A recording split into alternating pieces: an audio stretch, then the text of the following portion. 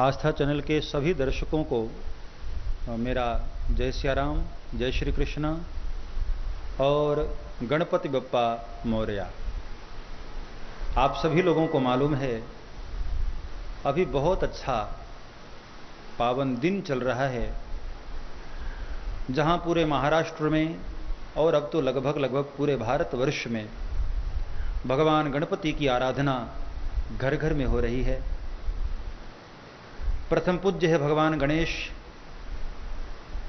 33 करोड़ देवताओं में प्रथम पूजा भगवान गणेश की होती है। रिद्धि सिद्धि को तो देने वाले हैं ही हैं, साथ में विघ्नहर्ता भी हैं।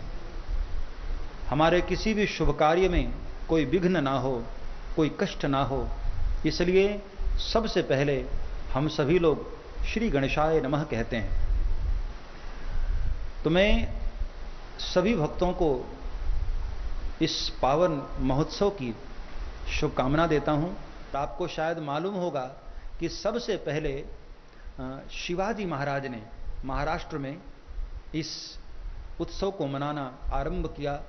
बाद में बाल गंगाधर तिलक जी ने इसको विशेष अनुष्ठान के लिए इस उत्सव को मनाना शुरू किया और फिर तो धीरे धीरे भगवान विनायक की पूजा पूरे भारतवर्ष में होने लगी। मैंने भी कई सालों से मेरे आश्रम पर यह नियम शुरू किया कि भगवान गणपति की आराधना हो। हमारे यहाँ विराजमान होते हैं और इस वक्त हमारे यहाँ भी गणपति जी विराजमान हैं। हम सब पूरे परिवार के साथ मिलकर उनकी आराधना करते हैं।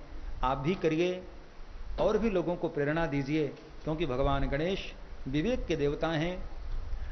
और मैंने कई बार कथाओं में भी कहा है और वैसे भी मैंने आपको बताया है कि भगवान गणेश का जो भी स्वरूप है वो हमारे लिए बड़ा उपदेशक है।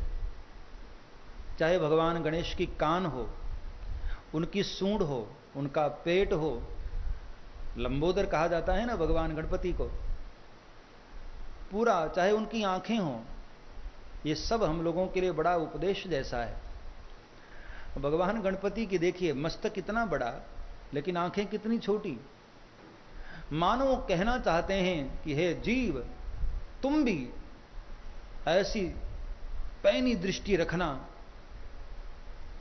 ताकि गुण अवगुण आपको स्पष्ट पता चल जाए, क्या सही है क्या बुरा है उसका स्पष्ट आपको भेद पता चल जाए। इसलिए संसार को जब भी देख रहे हो तो बड़ी पैनी दृष्टि रखना, बड़ी सूक्ष्म दृष्टि रखना। दूसरी बात, गणपति की सूंड कितनी लंबी है। हाँ, मानो भगवान गणेश हम सबको उपदेश दे रहे हैं कि प्यारे, तुम भी समाज में अपनी नाक बड़ी करके रहना। हाँ, मतलब अपनी प्रतिष्ठा, अपनी इज्जत ऐसे मार्ग पर चलना कि समाज में तुम्हारी नाक नीची ना हो, तुम्हारी नाक छोटी ना हो, तुम्हारी प्रतिष्ठा समाज में बहुत ऊंची हो, बहुत बढ़े। मानो गणपति हम सबको ऐसा उपदेश दिए हैं। भगवान गणेश का पेट देखो कितना बड़ा, लंबोदर कहा गया उनको। इसलिए कि कुछ भी बातें जो तुम्हारे पेट में आए उसको पचा लो, अच्छी बातों को भी और बुरी बातों को भी। अच्छी बातें इसलिए कि जीवन में तुम सन्मार्ग पर चल पाओगे, जीवन में तुम्हारे बहुत काम आएंगी अच्छी बातें। और बुरी बातें इसलिए क्योंकि तुम यदि किसी को बताए तो किसी को कष्ट हो, उससे अच्छा है अपने पेट में ही बुरी बातों को भी सुनकर पचा लो। और भगवान गणपति का जो कान है वो इतना बड़ा है, मानो भगवान गणेश हम सबको कहना चाहते हैं कि जितना हो सके बड़ों की बातें सुनो, शास्त्रों की बातें सुनो, संतों की बातें सुनो, विद्वान महापुरुषों की बातें सुनो और सुनकर अपने जीवन में उतारने का प्रयास किया जाए।